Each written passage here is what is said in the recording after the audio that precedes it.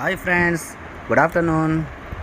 ఈ వీడియో బస్సులో ప్యాసింజర్లు టికెట్ల కోసం యూపీఐ యాప్ ద్వారా చేసిన పేమెంట్స్ని కస్టమర్స్కి అకౌంట్లో డబ్బులు కట్ అయ్యి టికెట్ ఇష్యూ కాకపోతే ఆ కస్టమర్స్కి పేమెంట్ని ఎలా రిఫండ్ చేయాలో మరియు ఆ డబ్బులు డ్రైవర్కి వచ్చాయో లేదో అనేది తెలుసుకునే విధానం అన్నమాట.